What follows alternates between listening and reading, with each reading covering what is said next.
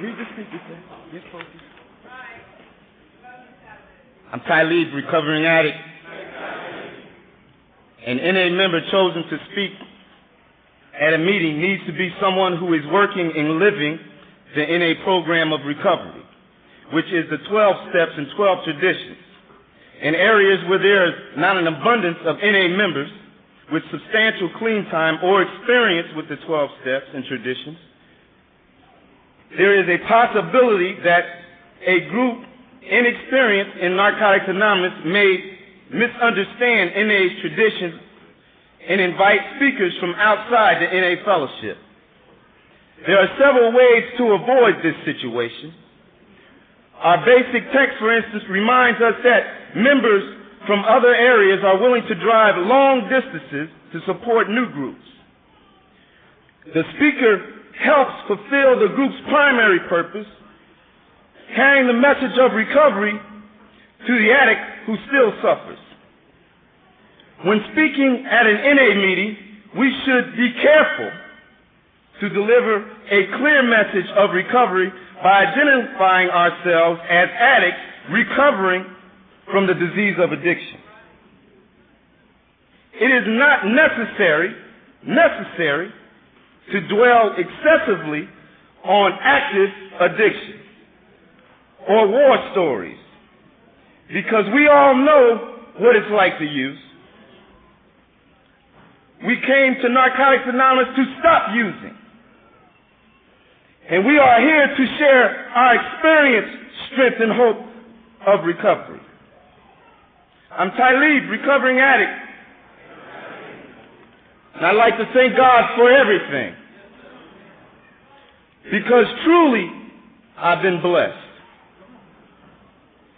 You know, a couple of months ago, Ron and Roz called me on the phone and they asked me they said they wanted to bring me home. They wanted me to come and share my experience, strength, and hope on a topic in particular.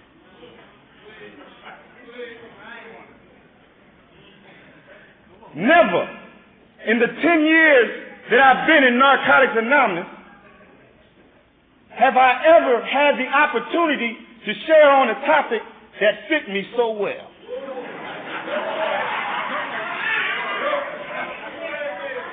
You know how you go to the department store looking for a new suit? What I'm talking about is this suit fits right off the rack. You don't need to take it to the tailor to get it fit or altered. We're talking about right off the rack. And the topic is counterfeit relationships. I just want to ask the committee one thing. Don't y'all know that 35 minutes ain't enough damn time to talk about counterfeit relationships?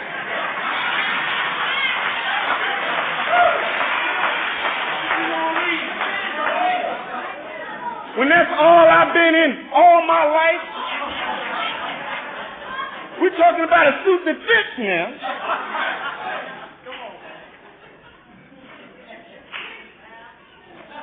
About 2 years ago, and it says in the literature that we don't need to dwell excessively on war stories or active addiction. I need to share with y'all that my recovery has been a war story.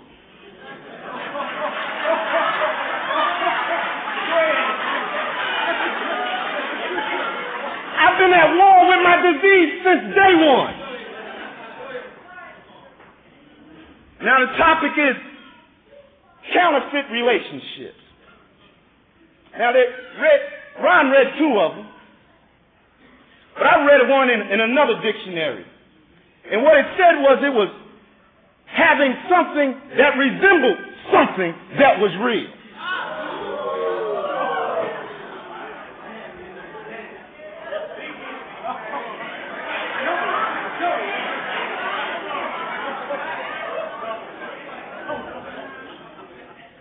It wasn't talking about nothing in particular, but something that resembled something that was real. And we're talking about relationships. Something that resembles something that's real in a relationship. Or maybe the relationship resembles something that's real. But it just happens to be something else. The basic text says that relationships could be a painfully terrible error. Terribly painful error. I want to get it right. Don't want to get it twisted. Says it could be. Didn't say that it is. Or would be. Could be. What that means is that all relationships in Narcotics Anonymous don't have to be bad. But if I get into a relationship with someone who doesn't have something to bring to the party, chances are I will be in something that resembles something that's real.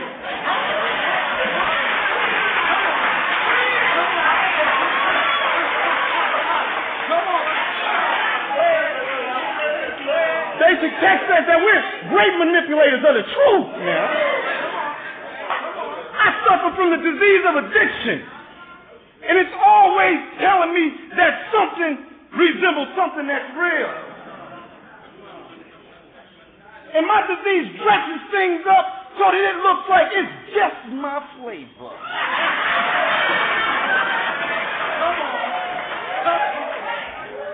And I'm an addict. I'm addicted to things that feel good, taste good, look good. But this program is not about the physical experience, about the spiritual experience. And what I'm talking about is that when I'm looking for a relationship, I can't go by what's on the outside. I got to look inside. And if I'm a spiritual being and I'm practicing spiritual principles, then I need to look for somebody who's practicing spiritual principles. If it's spirituality that I want from this individual, I don't get them and try them to make them into and mold them into what I want them to be. They need to already be there. Because that's when the struggle starts. When I want to change you. Here's a man who couldn't even manage his own life. Now I want to manage someone else's life. First step talks about the moment control is even mentioned. I couldn't stop using, now I want to stop you from using. A couple of years ago, some people said, well, I was in pain.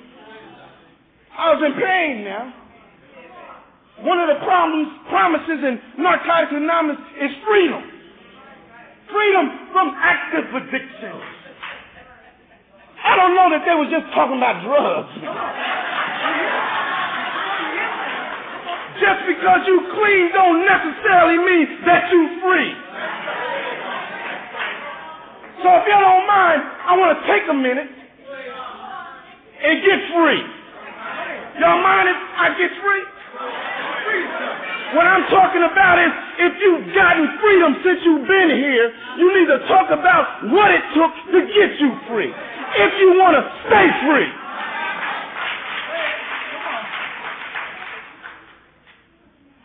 So I met this individual. I'm not here to hurt anybody. And it seemed like it was just the right place.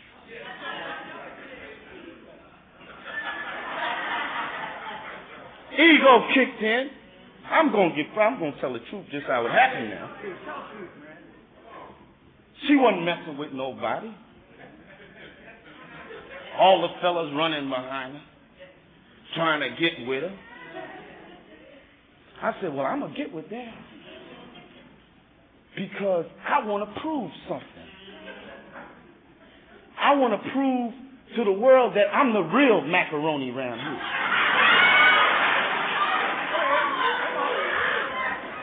Y'all ain't seen no macking yet. I'm going to tell the truth now.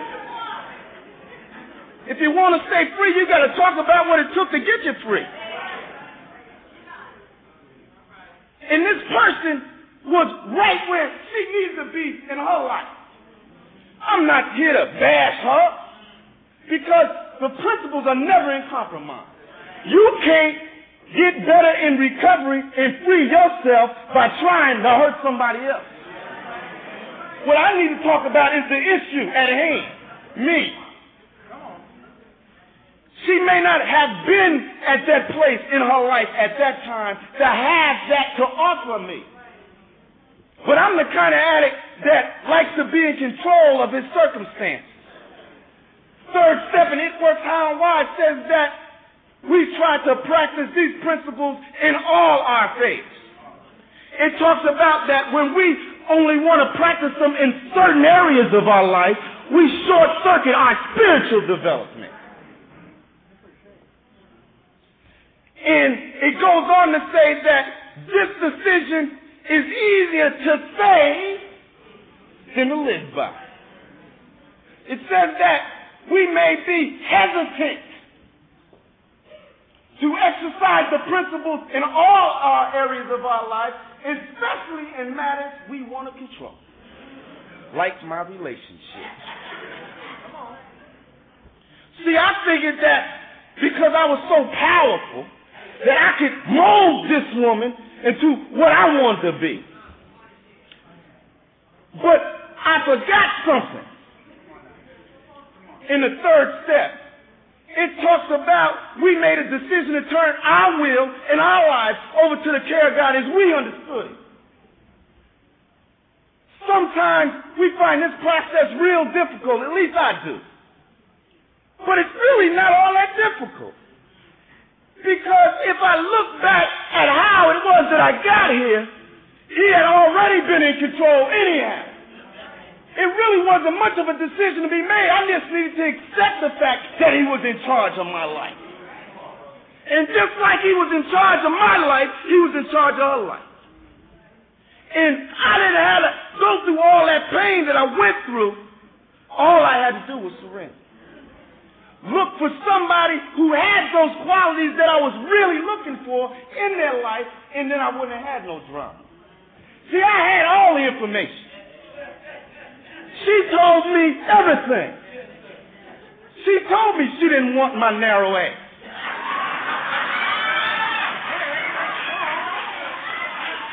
But no.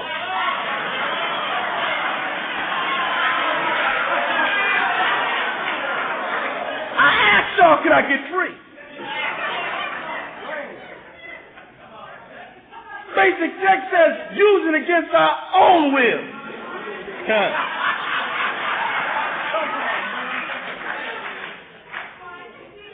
But every time, because I was in the grip by now, every time she came around, I started to experience that unmanageability called obsession. By the time it was all said and done, I dropped off about 40 pounds, and needless to say that I'm already light, right? I didn't need to lose much more weight. Active addiction. Active addiction. This is a physical, spiritual, and mental disease. Now, you can experience these three folds in recovery having not used a thing, is what I'm talking about. I'm talking about being obsessed with an individual. Obsessed. Do y'all know what obsession means? It means every time you think, you can't think of nothing but that, what you're thinking about. It's about having all the information and being incapable of making the right decision. On many days I said, I'm not using anymore. But as soon as them drugs came around, I was all in. Using against my own will. Physical death. Dropping off 40, 50 pounds.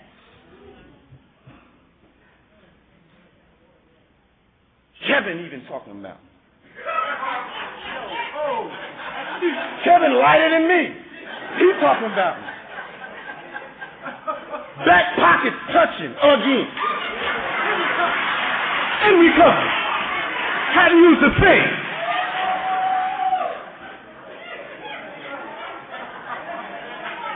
Physical death.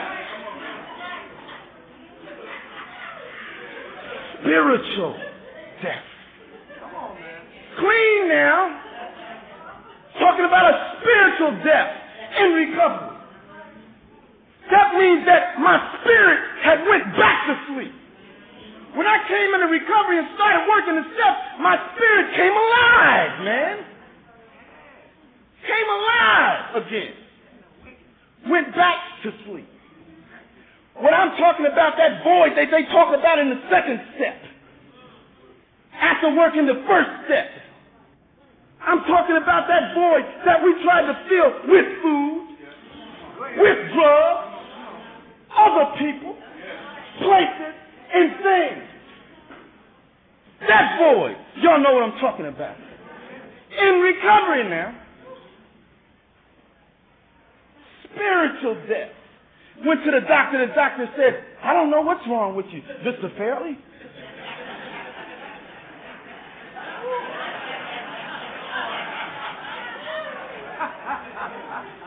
It was a medical mystery. Spiritual death. Medical mystery. What happened was, folks said, when I left here 2.5 years ago, you running, Talib. You damn right.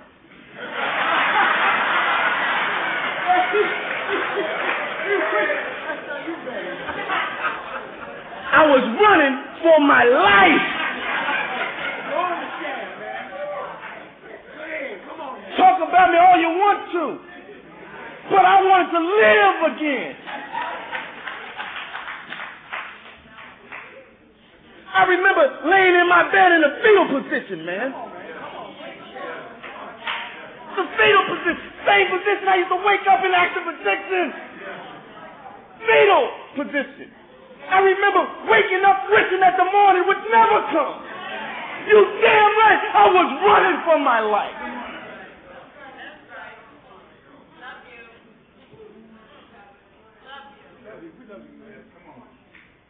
Counterfeit.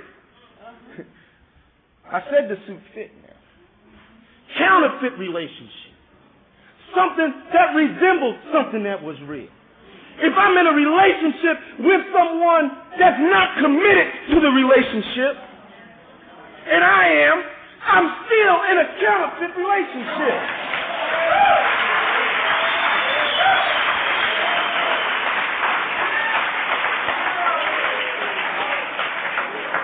If I'm in a relationship and all I'm doing is bringing something to the party, and all they bring is what they have to the party, I'm still in a counterfeit relationship.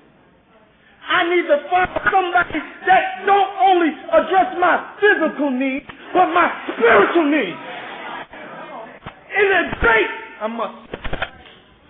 got a spiritual giant. However, I have a giant spirit. When it comes to recovery. A lot of folks be talking about me, you know. They be talking about, they say I'm preaching. Talk too loud. That ain't got nothing to do with recovery. But our basic text says that we all have our own unique way of carrying the message.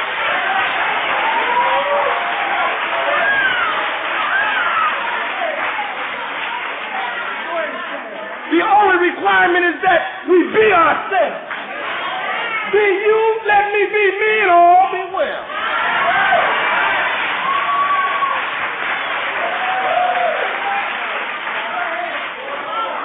I'm enthusiastic about recovery. I'm not laying in the fetal position today. I'm free now.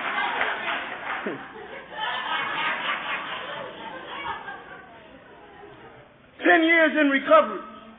I decided to look up the word recovery.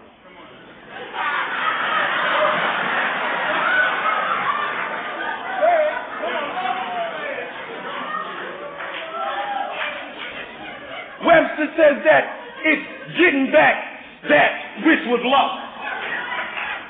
Counterfeit relationship.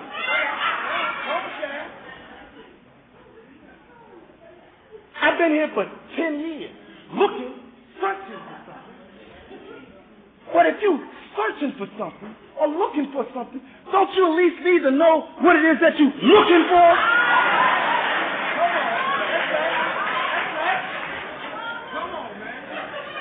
So if I'm still looking for the same baggage that I was looking for when I came in here, I still feel the same life devastation. And what is it that we're trying to get back that was lost, Ron? Our relationship with God.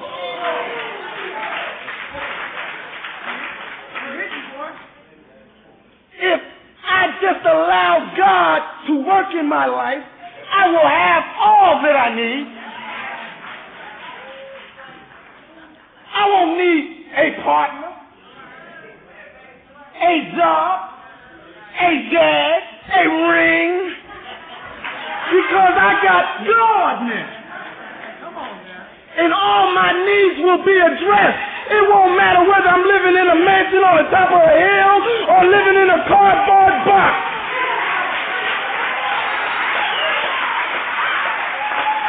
And if I say that I believe in God, where's my proof?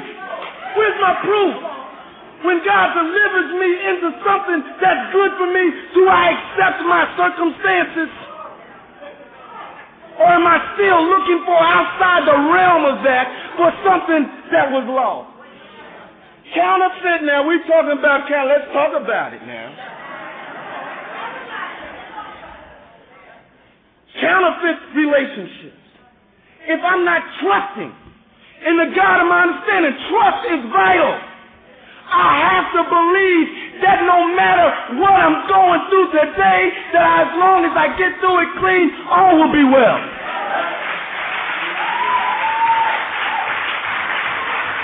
Now I know that some of you are out there in despair. Don't know if you want to be here. Don't know if you want to stay clean. Don't know if you want to be in your counterfeit relationship. And in a lot of pain as a result. But let me tell you something. When I was going through what I was going through, God sent me an angel. I just need to be listening for God's voice. He sent me an angel. I was on the phone with my friends, and they were telling me, "Where are you? We're coming to get you." I didn't want to tell them. I didn't want to tell them where I was. I didn't want them to come get me. They said, "Fuck that, we're coming to get you."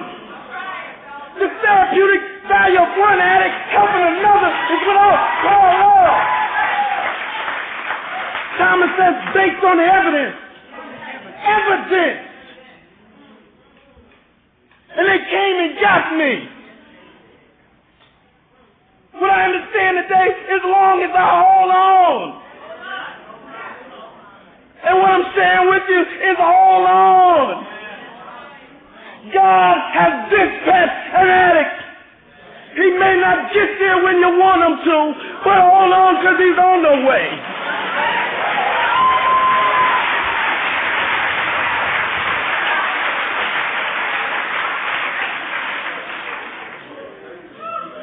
That's my experience. They said based on the evidence, sometimes we need proof. My proof is my experience in recovery. If I went through anything alone, it was because I chose to. Those men who came and got me today, they didn't have a counterfeit relationship. They loved me despite what I was going through. Y'all told me to keep coming, Ron. Y'all said if I keep coming, y'all will love me till I love myself. Sometimes we need proof based on the evidence. They came through. I want to thank Narcotics Anonymous for delivering on its promise. The promise is freedom from active addiction. I'm free now.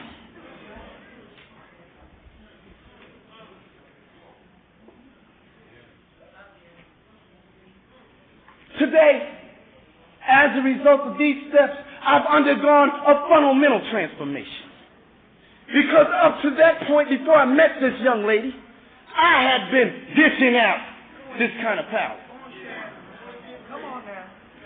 I'm talking about a man who used to have 6, 7 women at a time. I decided that one day that I was going to practice commitment. And let me talk about commitment for a minute. Commitment is just not a word commitment. It's an action word. That means if I'm committed in a relationship, that I need to invest in the relationship. I used to find myself going home after the meeting. If you're in a committed relationship with someone and you living with them, you don't hang out after the meeting kicking it with the fellas. Committed people go home to their spouse. They don't hang out in areas where the disease manifests itself. I don't go to dances. Part of recovery is knowing who I am. Going to a dance is like hanging out in the shooting gallery. Waiting to you. What you go to shooting gallery for? To you. It's just a matter of time. I know I'm getting ready to use. If you see me up in the dance, I'm telling you now, I'm getting ready to use.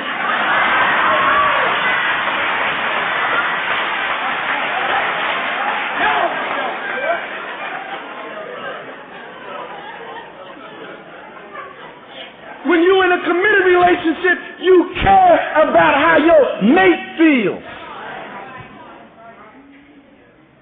How she feels is important not only to you, but to her and God. What I'm talking about, where I'm going with this, is that if God is not in the forefront of your relationship, chances are you're in a counterfeit relationship. I don't pick my mate, God does. I ain't even got to look for it. He'll deliver to me, just like he delivered me to Narcotics Anonymous. I didn't earn my seat. I was blessed with it through God's grace.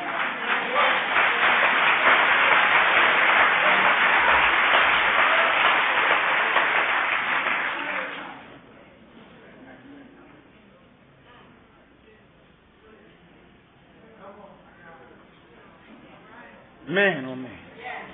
I need to say I've been waiting for this all my life. All my life I've been looking just for this. En route to God.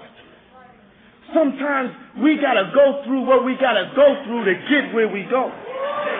I'm talking about 8 and 9 step stuff now. The only individual that understands harm is one that's been harmed.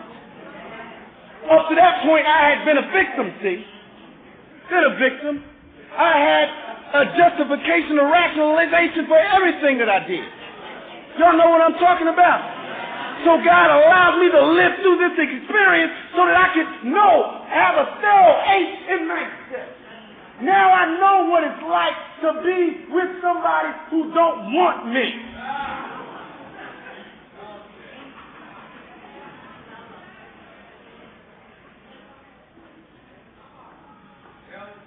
I got the opportunity, and see, we need to look for the blessing in our situation. Because even though it might have not been in a relationship with the right woman, what I got the opportunity to do was practice principles despite the circumstances. The basic secular, it works out why it says that integrity is consistently exercising the principles no matter what the circumstances are. I got to practice commitment. I got to practice being loving and caring and selfless. Even though it may not have been with who God had chose for me, when the right one came along, I had it to bring to the party. Because up to that point, that area of my life had been virtually untouched. We talk about a fundamental transformation.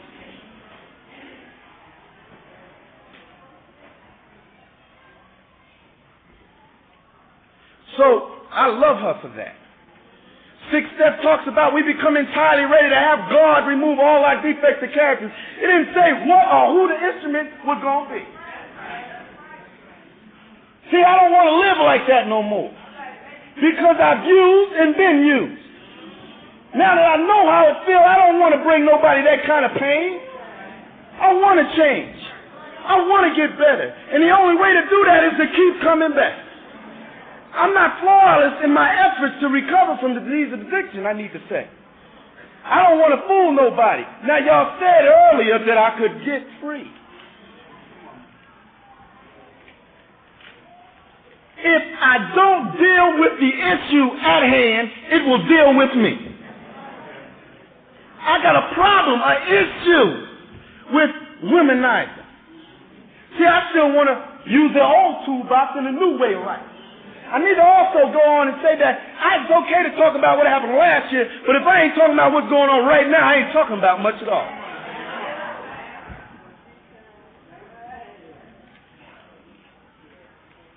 Recently, I took my will back. Now, what the hell does take my will back mean?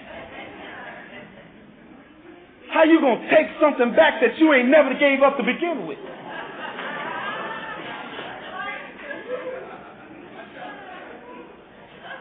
So what happens is I take my will back, and in the first step it says, as soon as I get my life back together, I can go back to use. I don't know if they was talking about drugs.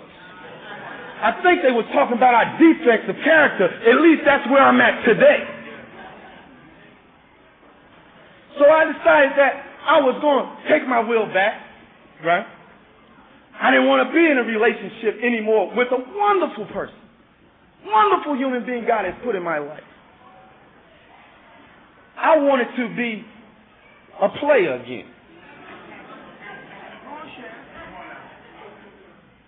I became dissatisfied with what God's will for me was. And what my disease does, I don't know how it works on y'all, but what it does with me is that it tells me there's a right way to do the wrong thing. Just go about it this way, so that you'll be okay with what you do. But as a result of these steps, once I did what I did, I could not feel good about it. And what I did was I acted out in my relationship. I didn't want to share that. My disease is saying, don't share that. You know they got to dance tonight. There's some real cute women up in here. My woman is sitting right there. See, sometimes you got to tell on your disease. If you want to stay free, tell on your disease. Otherwise, you may find yourself in a place with that familiar pain. Only this time you might be clean. It's a terrible thing to go through drama in recovery clean. Because now you got the deal. Ain't no more using something so it'll go away. You got to deal with the issue. And if I deal with the issue, the behavior stops. I've been in a place where I said to myself, haven't I seen this picture before? Damn it, I'm tired of watching reruns. It's time to go, what you say, Ron? All the way. What I'm running from is commitment. Every time I got a good woman in my life, I did not want her. Anybody identify with what I'm sharing? My disease don't want me to have something that's good for me. It wants me to have something that's going to bring me pain. See, my disease don't know it can't get me to go shoot a bag of dope.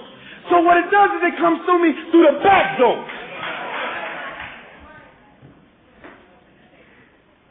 It'll make my life so unmanageable and so painful so I can't think of nothing else but using.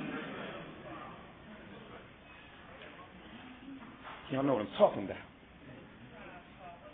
So I've made a decision based on the evidence and the experience I've had,